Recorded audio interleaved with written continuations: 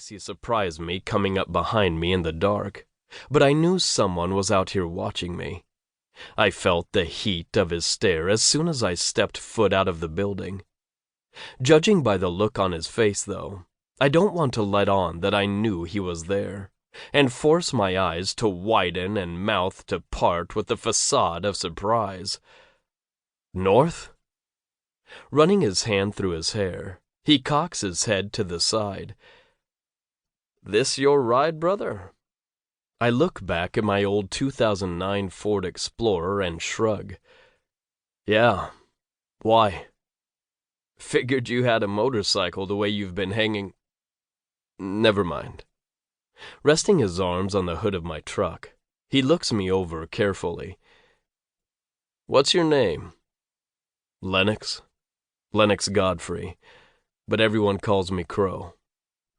He glances back at the club, interlocking his fingers that rests on my hood. He's thinking, trying to make sure what he says or asks is enough and as little as possible. Lennox, are you just some horny man that can't score any pussy? Or are your frequent visits for the last 2 weeks for other intentions? His eyes sweep to mine, and I swallow hard.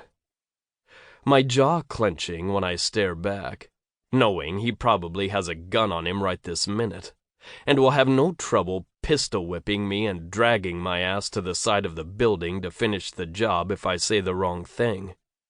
I want that fucking power and respect. Let's just say I don't have a problem getting my dick wet. Lifting my chin, I tilt my head to the side. His mouth turns into a full smile and he pushes off my vehicle, his eyes not making full contact as he rubs his palms together. That's what I figured. He begins walking away, the street light showing his leather cut and rocker.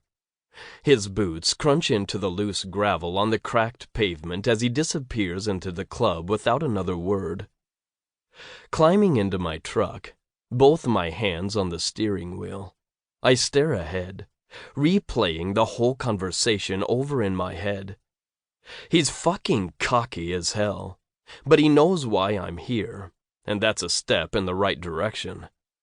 Even though he didn't say anything else after knowing my interest in the club. Leaning back in my seat, I let out a breath.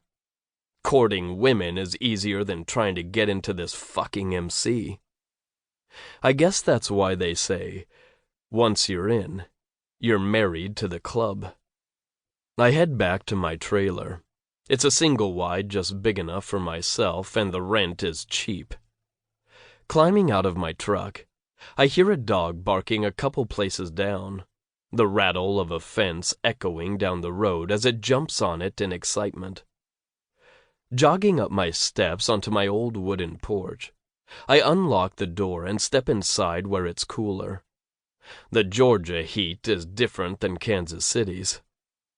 Tossing my keys onto my coffee table, I pass the gray couch I scrubbed clean when I moved in, and head down the narrow hall to the bathroom on the right.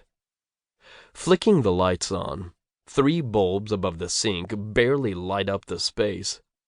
Grabbing my toothbrush, I rest one hand on the counter, leaning over the sink and brush my teeth, staring back at my reflection as I scrub the beer from my teeth.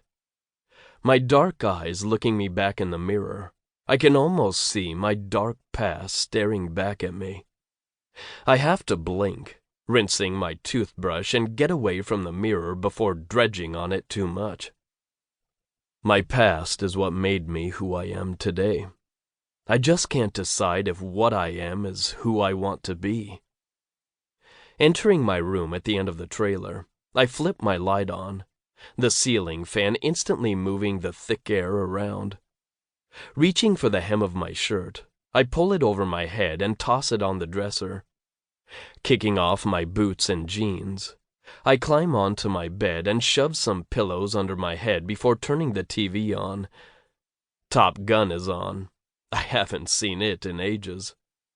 Setting the remote down, I settle in and call it a fucking night.